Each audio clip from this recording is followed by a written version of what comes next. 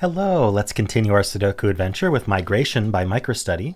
So we have normal 6x6 Sudoku rules in every row, every column, and every 2x3 box. We are placing the digits 1 to 6 exactly once each. We also have these blue lines in the grid. Those are region sum lines. So the sum of the digits on the line is the same in every box. So for each individual line, it can have a different sum, but let's take this line as an example. Let's just color this 3 different colors just for demonstration. So whatever the sum of the green cells is, it's the same as this singular purple cell, and it's the same as the sum of the 2 blue cells.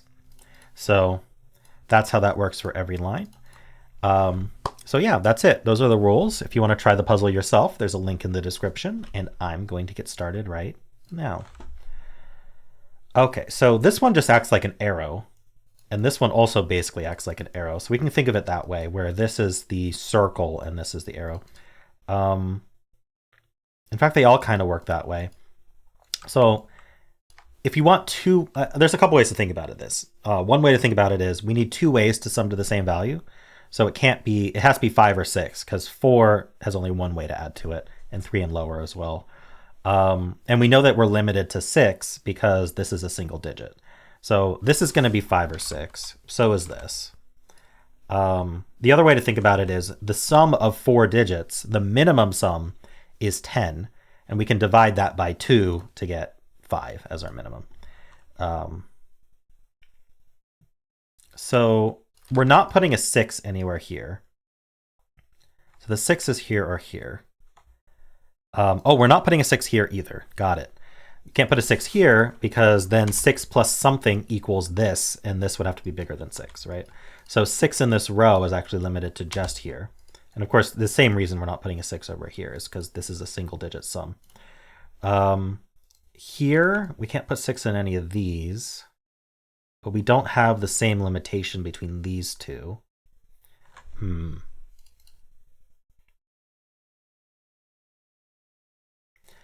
Let's see, what else can we do? I'm trying to see what this 6 gets us, because that felt important. This is whatever digit is missing from this sum. So if this was a 5, then there'd be a 5 here. Oh, wait. If there was a 5, there'd be a 5 here. That's a problem. So if this was a 5, these would be from 1, 2, 3, 4. And then this row would need a 5, and it would go here, and it would clash with this 5. So this actually has to be a 6, and then the missing digit's a 3. So this is at least 4. This is 4 or 5, so this is 1 or 2, because this 6 sees it. Okay, so now 6 can't go here. So in this row, 6 has to go here. That makes this a 5.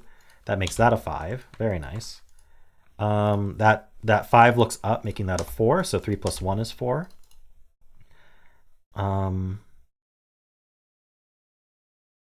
Okay. 6 in this box doesn't go on the line. So 6 goes here. 6 could... Oh, no, 6 actually can't go here or here. Okay, so 6 is over here. This 6 looks in. It's not here. Okay, so we can place this 6 and this 6. The 6s are done. Very nice.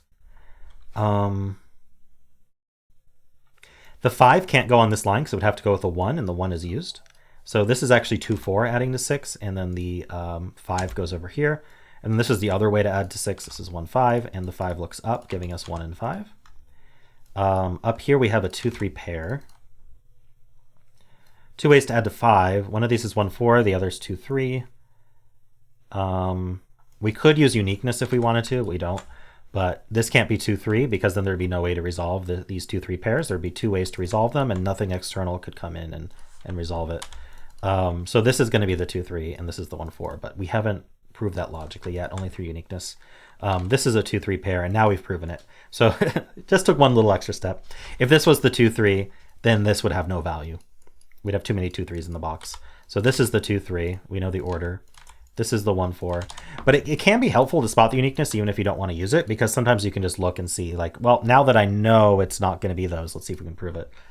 Or you can just use uniqueness. There's nothing wrong with it. Just be careful in variance when you use uniqueness, because sometimes a variant acts in a way that can resolve it.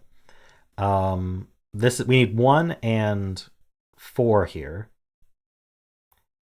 I'm wondering, well, okay, I was going to say I wonder if 4 is too small, but 1 is definitely too small, so I don't know why I thought about the 4. This can't be 2 plus 2, so this is 3 plus 1, and I think the rest of this is just going to resolve. Over here, we need a 3 and a 5. We know the order. Down here, we need a 2 and a 4. We know the order. And then finally, we need 2, 3, and 5 in this box. This is the 5, this is the 3, this is the 2. Very nice. All right. I really liked that idea, MicroStudy, of why this couldn't be a 5. That was super cool. Because we were forced to put a 6 in this row over here, because this couldn't be a 6 because of this sum line. And then 5 forces another 5 in the column. That was a neat idea. And then over here, we could do a 5 because 6 fit here. And then we were forced to do 5. And so, yeah, that was neat as well, by forcing the 6 here. Cool. Well, very nice puzzle, MicroStudy.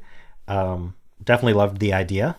And I hope you loved this puzzle as well. And if you did, then why not leave a like, subscribe, and a kind comment below.